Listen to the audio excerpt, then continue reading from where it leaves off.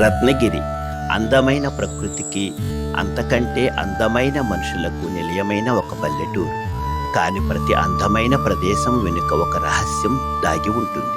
ఆ రహస్యాన్ని ఛేదించి ఒక సామాన్య బాలుడు అసామాన్యుడిగా మారిన కథ.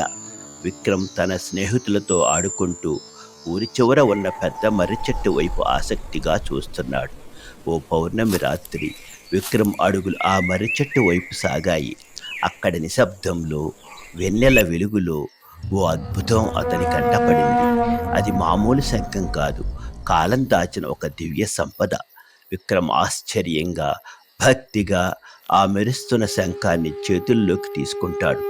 విక్రమ్ శంఖాన్ని ఊదుతాడు. గంభీరమైన శబ్దం వస్తుంది. అతని కళ్ళ ముందే సూర్యకాంతి వనం ప్రత్యక్షమవుతుంది. అంతా బంగారు కాంతితో నిండి ఉంటుంది. ఆ నాదం ఒక నిద్రాణమైన శక్తిని మేల్కొల్పింది.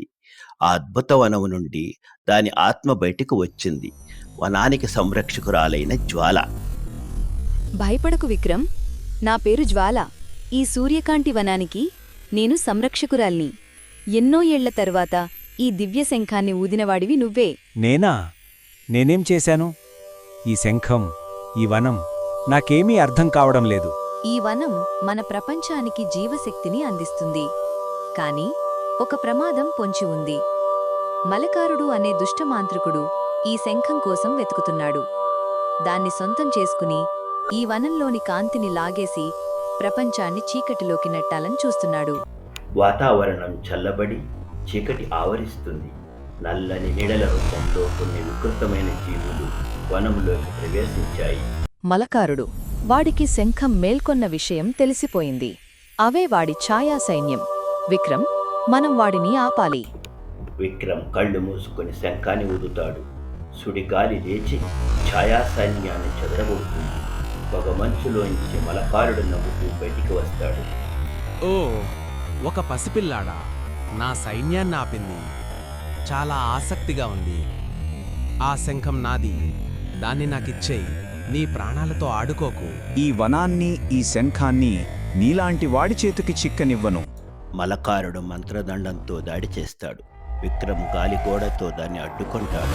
విక్రమ్ శంఖంతో గాలిని నియంత్రిస్తూ వనములోని పూలన్నింటి నుండి బంగారు పుప్పొడిని సుడిగాలిలా మలకారుడి మీదకు పంపుతాడు.